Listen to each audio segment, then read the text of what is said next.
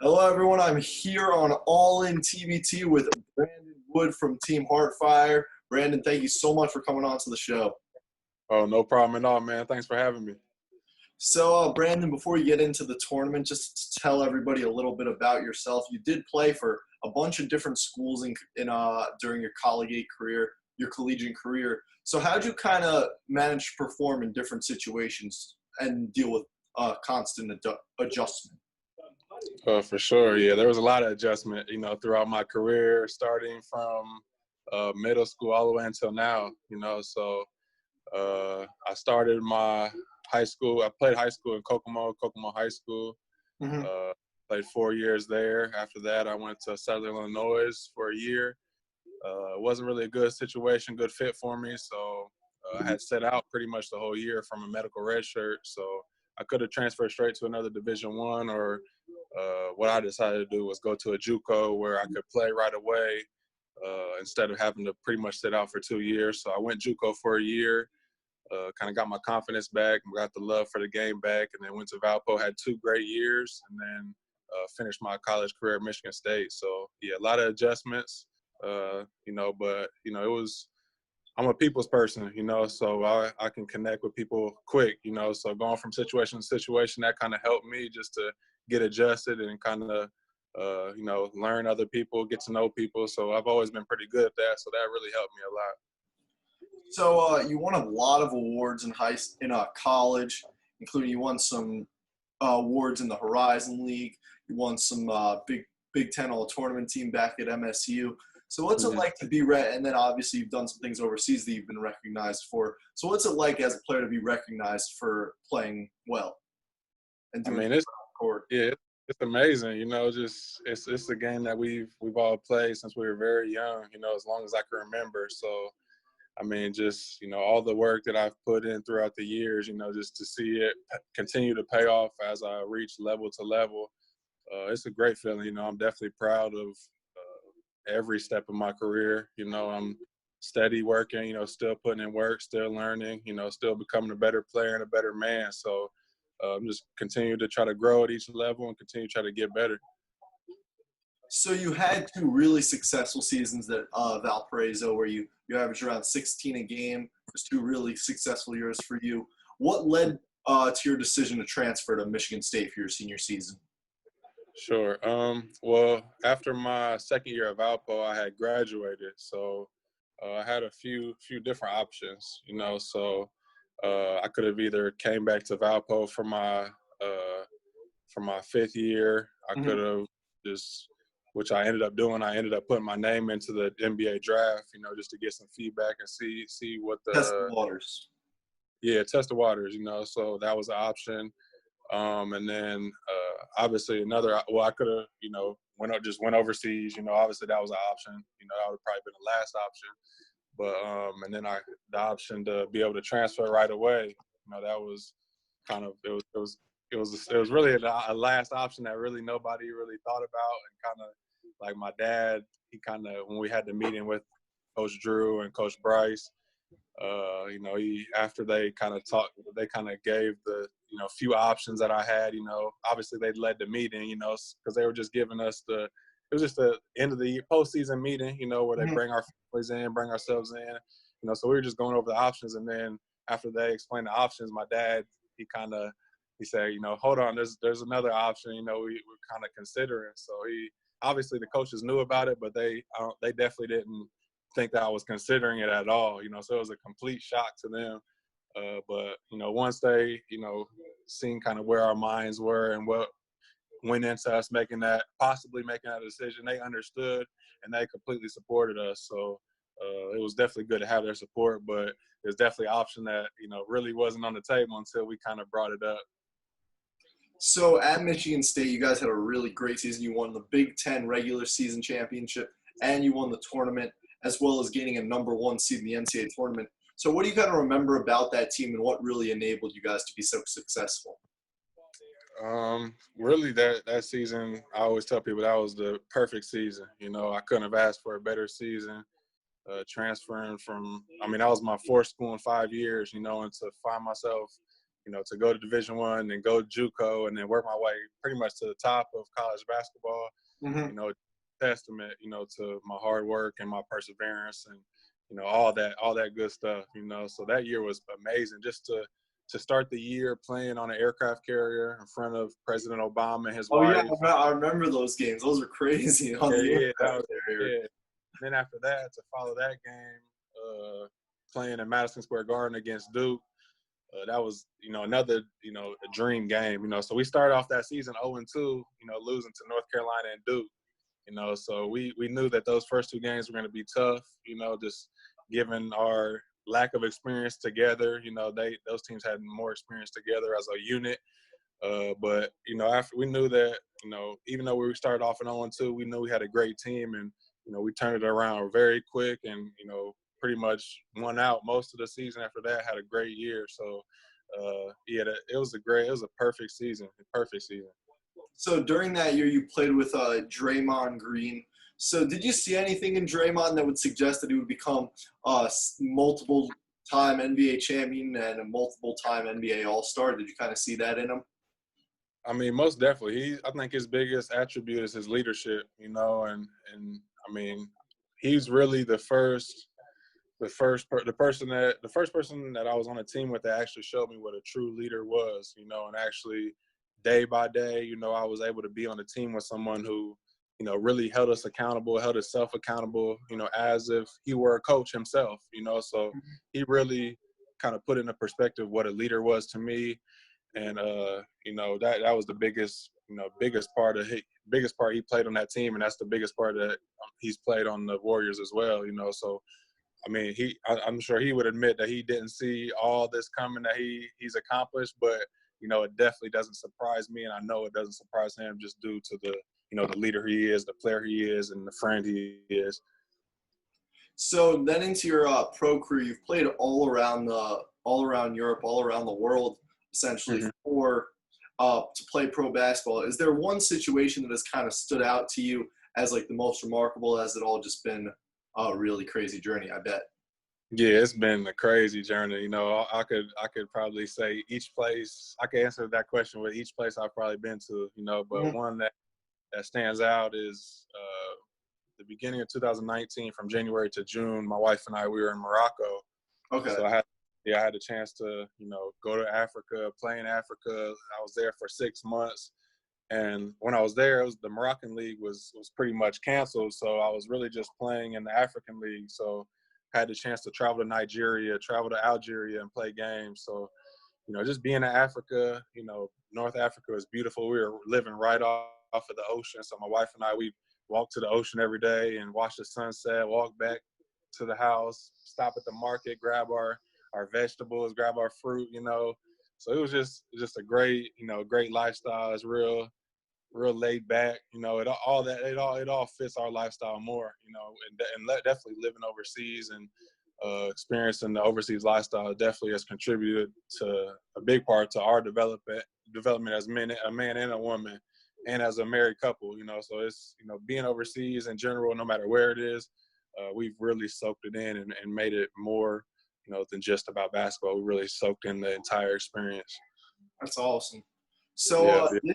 this year for Team Heartfire, you're playing for your former coach Homer Drew, Mm-hmm. who coached you at Valparaiso. So what's that like? I mean, it has to be so cool. You guys you haven't played for him in a while. Are you excited to get back with Coach?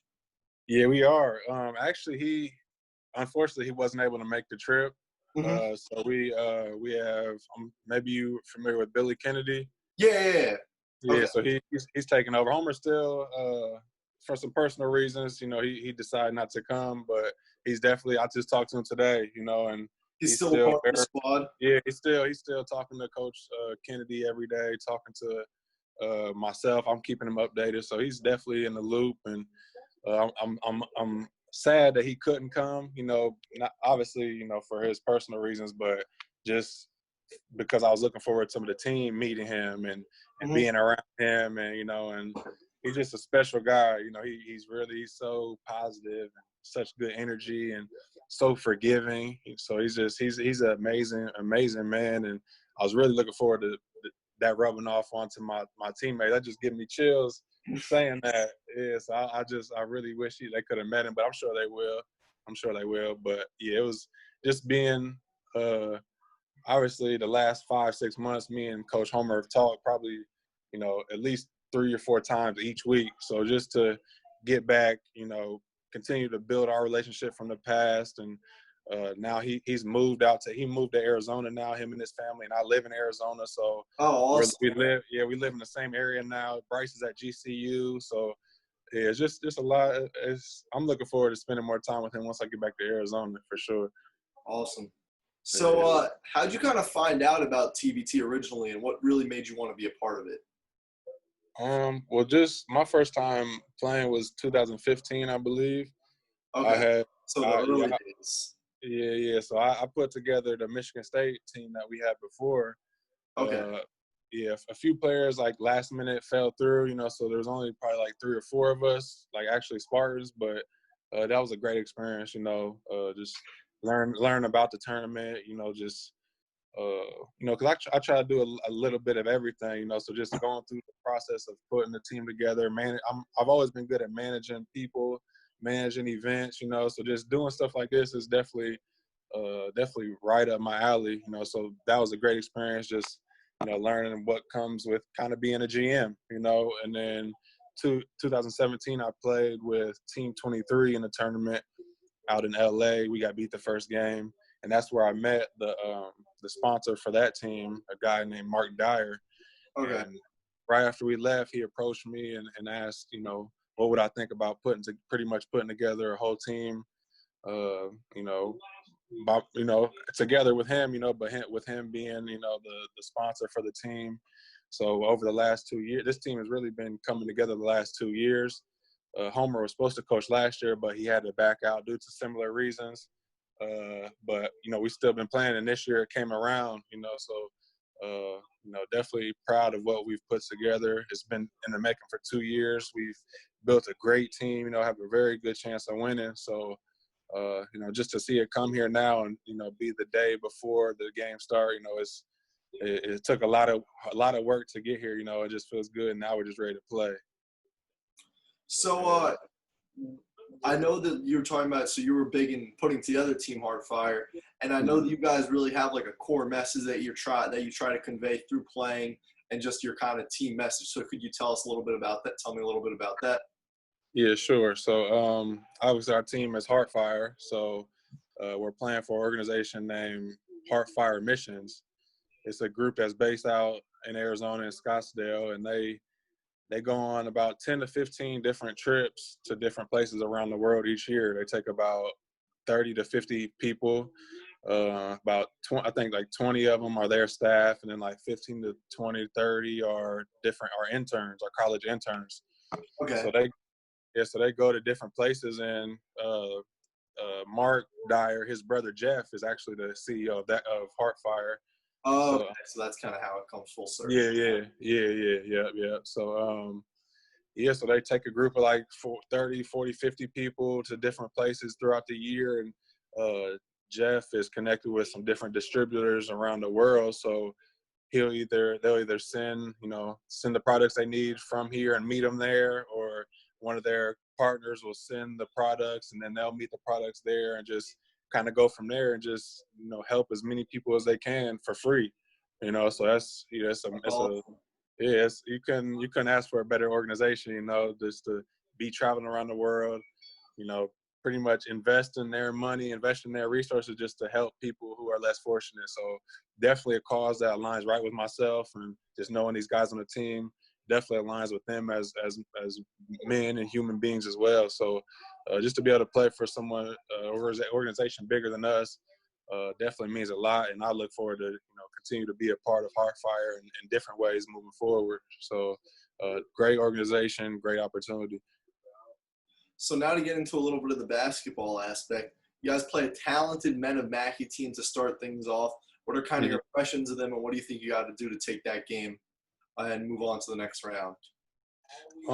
Really, to be honest, I feel like we just, really got to focus on our stuff, and just lock in on defense and, just execute. We have a lot of different weapons on offense, and we have a whole bunch of length, that will really help us on defense. So obviously playing against a Purdue team, we know they're going to be disciplined, know they're going to play good defense, know they're going to probably look to shoot the ball well. I know a few of the guys on the team, a couple of them I played with. So just looking forward to playing against some of my friends and, having a good game and just, put on a show with them for the world. Everybody's going to be watching. So we're definitely, looking forward and definitely understand the, the magnitude of the whole situation and just the times that we're in now. So we got a lot to play for and we're ready. So you may have heard about this. If not, I guess I could give you some of the news, but the team that you're slated to play next, Boeheim's Army, did recently lose two of their top players in Tyler Lydon and Chris McCullough. So if you win, you get them. But how do you kind of, just in this tournament, more the question is, how do you avoid looking at things like that and getting ahead of yourself? How do you take it one game at a time in a big tournament like this? I mean, you lose, obviously, if you lose a player or two, definitely hurt the team. I'm not too familiar with those players, but just thinking of our team, we're 10 deep, and each player has a big role, so we understand that, 1 through 10, we have to be prepared for each player. Everybody, if you're in this tournament, you're going to be a threat. Yeah, you're going to be a threat, so whether they lose a player or two, those guys are pros and they'll former pros, and I'm sure they'll step up and fill in. But, we understand, it's win or go home, and it's a lot on the line, even more than the money, and so it's definitely, yeah, I mean, you definitely can't overlook that, you can't pay any attention to that, you just got to prepare for the best and just come ready. So what do you see as your role this year? Obviously, I know you're a team leader, but just besides that, just in terms of the basketball aspect, where do you think you're going to do well, and what do you need to do to help Team Heartfire reach that ultimate goal?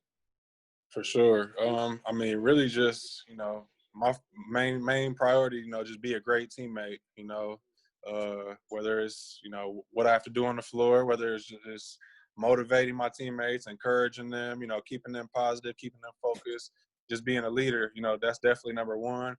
And, just playing my game, playing my game personally, playing tough defense, getting out on the fast break, putting pressure on the pick and roll, making plays for myself, making plays for my teammates.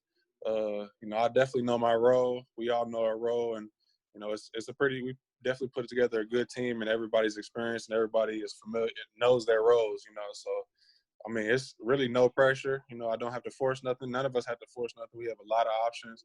So really just looking to have fun and, really looking forward to playing with these players. A lot of these players are, whether I know a few of them or just met them, definitely heard of all of them, so just looking forward to playing with a great team. That's probably one of the best teams a lot of us have played on, period, so we're definitely looking forward to that. And finally, just give me the blueprint. Team Heartfire does this, and that, and you're the $2 million and you're the $1 million champion TBT winner. If we defend, if we rebound, and we hit shots, I feel like we have a pretty good chance. We have a lot of shooters from everyone. Everyone can shoot the three. Pretty much everyone can attack off the dribble. I mean, we have bigs who can pop, bigs that can roll, bigs that can shoot out of the pick and pop. They have guards that can score, guards that, you gotta pay attention to, as a threat. So we have a lot of options, and, I feel like if we, play defense, rebound, and hit shots, we'll be in pretty good shape. All right. Thank you so much, Brandon. I'm so excited to see you guys play Metamaki first round coming up in just a couple of days. So good luck, and thank you so much for coming on. Yeah, no problem, man. I appreciate it. Thanks for having me, man. Good luck with everything. All right.